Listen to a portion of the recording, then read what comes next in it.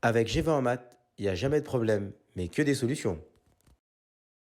À travers cette vidéo, nous allons voir ensemble comment, en calculant une limite au voisinage de plus l'infini ou de moins l'infini, on est capable de déterminer qu'il existe une asymptote horizontale.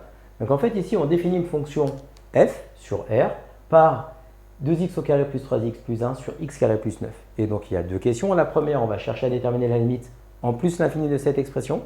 Et à partir de cette limite-là, on va vous demander que peut-on en déduire graphiquement. Ce type de phrase va vous mettre la puce à l'oreille pour dire on va déterminer ici, on va pouvoir ici exprimer une asymptote. Donc, on va commencer par calculer la limite. Donc, nous sommes au voisinage de plus l'infini. Lorsqu'on regarde le numérateur ici, bien, ça fait plus l'infini. Et le dénominateur, ça fait plus l'infini. Donc, en fait, ici, cette limite-là, on a une forme qui est indéterminée. Et pour pouvoir appliquer la forme indéterminée, pour relever la forme indéterminée, eh bien, on va factoriser, d'accord, par les monômes de plus haut degré, respectivement au numérateur et au dénominateur. On va maintenant factoriser le numérateur par x au carré et le dénominateur par x au carré. Donc ça va donner limite quand x tend vers plus l'infini. Donc ici au numérateur, on va factoriser par x au carré. Donc je mets à l'intérieur de la parenthèse 2x au carré plus 3x plus 1. Et je vais diviser par x au carré. Et je vais ici également multiplier par x au carré pour pouvoir simplifier mes expressions que j'ai mis en rouge qui vont me redonner exactement le numérateur. On fait la même chose pour le dénominateur, donc x au carré plus 9. On va factoriser par x au carré, donc je mets x au carré devant, et on divise par x au carré. Comme ça, vous remarquez bien que si je supprime les expressions qui sont rouges, j'ai bien factorisé mon expression. Donc maintenant, on va décomposer le numérateur et le dénominateur. Donc ça va nous donner limite quand x tend vers plus l'infini. Donc au numérateur, on va toujours garder le x au carré qui est ici. Là, ça va faire 2x au carré sur x au carré, plus 3 sur x au carré, plus 1 sur x au carré. Et on va refaire la même chose pour le dénominateur, donc x au carré. Ici, vous avez x au carré sur x au carré, plus 9 sur x au carré. Maintenant, on va simplifier les expressions. Donc en fait, ici, de 2x au carré sur x au carré, tout simplement, ça va donner 2. Mais pour le 3x sur x au carré, d'accord, je l'écris juste ici et je vais l'effacer après. Quand vous avez un 3x sur x au carré, quand vous voulez simplifier ce genre d'expression, en fait, c'est comme si vous aviez 3x sur x fois x. Et donc là, vous voyez bien, en fait, on va supprimer les x. Donc, il va nous rester 3 sur x. D'accord? Donc, ça va nous donner quoi ici? Ça va nous donner limite quand x tend vers plus l'infini. Donc, au numérateur, on a toujours x au carré. Il va rester maintenant le 2, parce qu'on a dit que 2x au carré sur x au carré, ça fait 2. 3x sur x, il va nous rester, on vient de montrer ici, eh bien 3 sur x, d'accord? 3 sur x. Et il va rester ici le 1 sur x au carré, qu'on ne touche pas, plus 1 sur x au carré. Pour le numérateur, ici on a x au carré, donc on va laisser x au carré.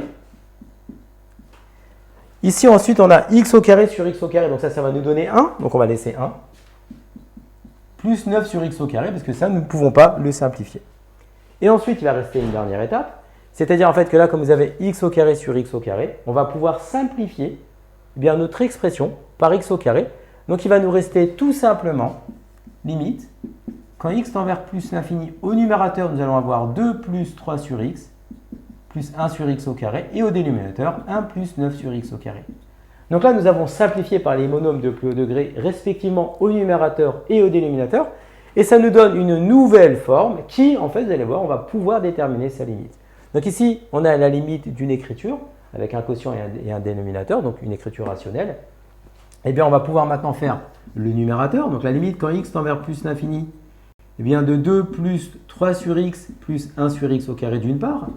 On va faire la limite quand x tend vers plus l'infini de 1 plus 9 sur x au carré d'autre part. Et donc, tout simplement, au voisinage de plus l'infini, on va trouver que la limite est égale à 2.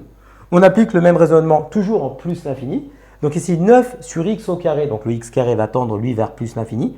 Mais 9 sur plus l'infini, on va trouver que ça fait 0.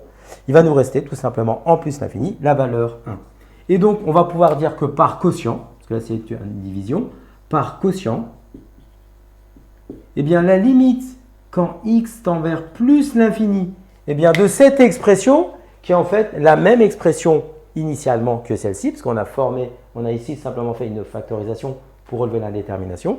Donc la limite de cette expression va nous donner également la limite de celle-ci. Donc on va pouvoir dire que la limite quand x tend vers plus l'infini de f de x, eh bien c'est égal, d'accord, ici à 2, d'accord, parce que nous avons ici 2 sur 1.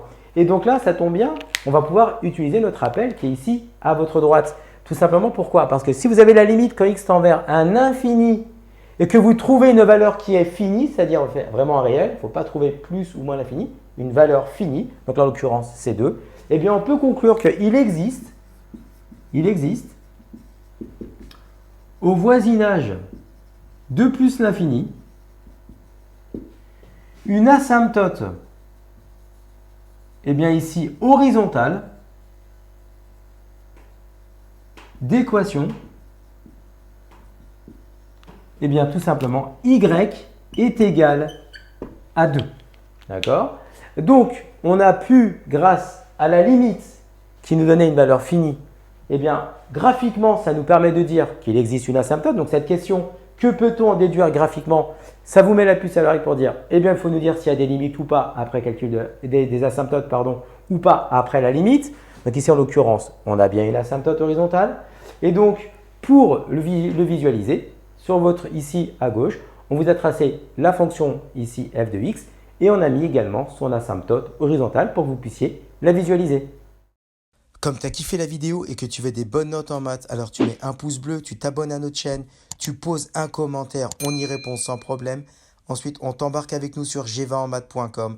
Des exercices corrigés, des détails de ouf avec ça. Plus d'excuses pour pas avoir de bonnes notes en maths. Et bien sûr, rendez-vous sur nos réseaux sociaux.